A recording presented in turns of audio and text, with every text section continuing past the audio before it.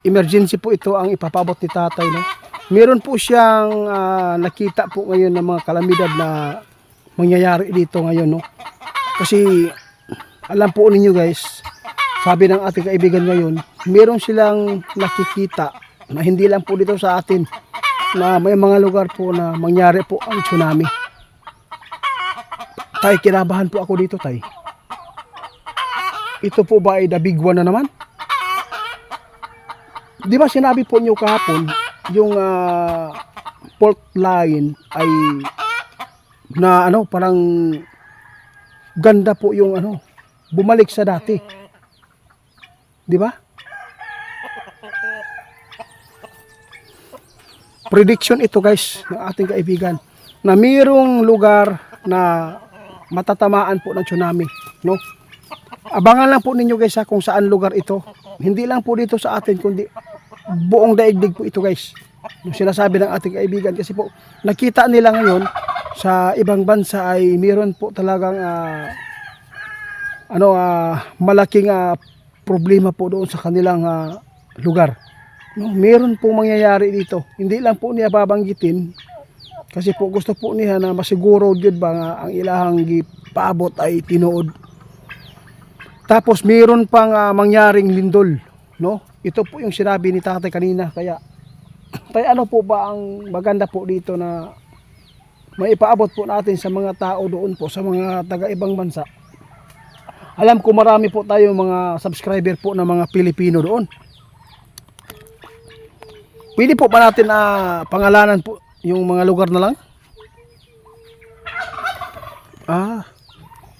Sa totoo lang guys, kung saan po mayroong nangyaring trahedya noon na tsunami, no? Pwede po sila na madaanan ulit. Kasi iba po ang pagyanig po doon ng lindol. Pero dito sa atin ngayon, buti na lang mayroon po silang nakita si tatay na pagbabago.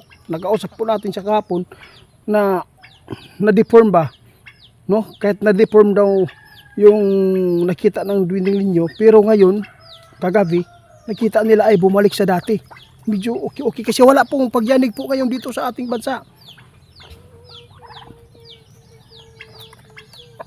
Nako po. Sa lahat po na makapanood nito guys, abangan na lang po natin yung mga balita na mangyayari pa dito. Kasi po ang sunog ngayon ay hindi pa natapos. No, marami pang mga sunog po ito na mararanasan po sa ibang bansa, no? Hindi lang po doon sa LA, no? Meron pang mangyayari po dito na masusunog. Hindi lang po yung mga sunog, yung mga building, yung Paris, di ba? Yung mga gubat kasi hindi lang yun masusunog. Squatter area pwede pa yan. Dapat po talaga tayo ay mag-ingat, lalo na yung mga bata ay wala pong kamuang-muang, kahit po naghumahawak po sila ng mga sigarilyo, kahit saan na lang po, no, naglalaro. Dapat po talaga dito sa amin, no, mayroon pong nasunog guys, no, dahilan lang po sa katol.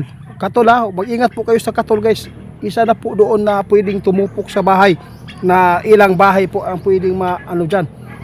Basta abangan po natin guys kung ano man po ang nakikita natin. Sana po ay hindi mangyari ito yung tsunami na sinasabi po nila sa ibang bansa tatama. Tay. Pero dito sa atin tay, dito sa bansa ng Pilipinas ay sa tingin po ba ninyo wala po bang mga tsunami pa? Ngayon kasi po sabi po ay bumalik sa dati yung fault line na nangyari. Sabi ng ating kaibigan, hindi po tayo pwede na mag-alala kasi po ay bumalik po sa dati. Pero meron tayong maranasan pa rin dito guys na mga paglindol. Pero at saka yung vulkan, kung meron po ang mga active vulkan po ngayon na mag-i-erupt na naman, ito po yung problema. Ay isa na din po ito na makapagbigay po ng yung sinasabi po ng PBOX, no? Sana po tay, wala na lang trahedya na mangyari. Pero mahirap po talaga pag sinabihin po natin na sana doon na lang po ay buo-buo ba? Doon na lang sa China. Kasi po kalaban po sobra po sila yung pero mga tao manggo doon.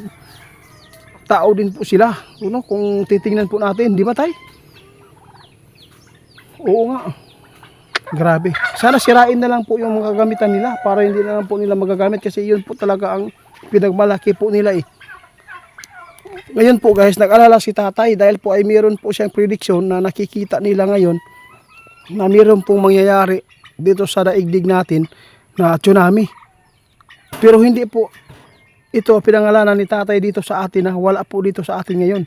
Dahil po ay medyo okay po ang kanila nakikita sa line na hindi po umangat at bumalik po sa dati. Salamat po talaga sa informasyon, tay. Meron po akong itatanong, tay.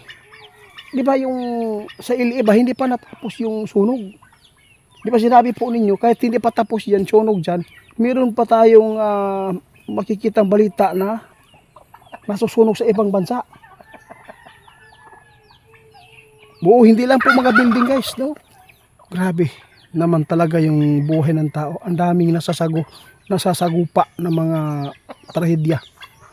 Kasi hindi po natin alam guys, no? Kung ano pa ang ating maranasan dito.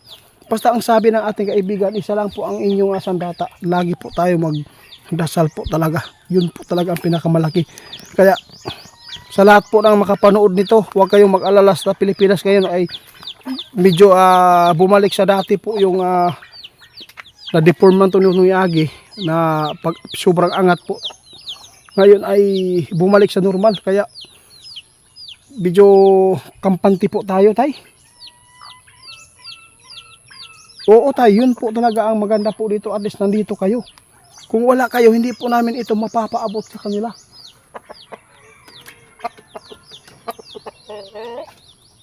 Meron kang nakita na lilindol na naman? Paktay na. Nako guys, meron pong lindol na naman po mangyayari po dito. Hindi po dito kundi doon. Sa China na naman tayo or sa Tibet na naman. Sige po. Sige po. Titingnan mo muna ha. O para po maano natin. Maghulat na lang yung tani guys ha. Basta ang giingon ni tatay at least kampante ta karon diri sa Pilipinas. Pero hindi pa rin tayo magkumpiyansa din kay nga no. Di man gud ta kabalo na bigla na lang pod na mag-usab-usab ang yung panahon, no? At least po ay nalaman po natin na yung fault line po sa Marikina o saan po yung sinasabi po ng PBOX ngayon ay gumanda ang porma, no? Bumalik, dumikit ba na hindi po nakaangat po lalo yung isa, no? Nagbago ang direksyon ba. Kaya salamat po sa laging pagpapaabot. Mas mahigit pa ito yung PBOX sa kaibigan po natin guys kasi po lagi po silang updated. Hindi lang ako magtatagal dito tayo. Maraming salamat ha. Oo, salamat sa inyo guys, no. At least po meron akong naipaabot sa inyo na magandang balita. Pero masama po yung balita na nakuha natin sa ibang bansa kasi po abangan na lang po natin kung mangyari po ito yung tsunami. Sana naman po hindi, marami pa maranasan yung mata, tornado, marami pa, grabe, hindi ko na lang po isa-isahin.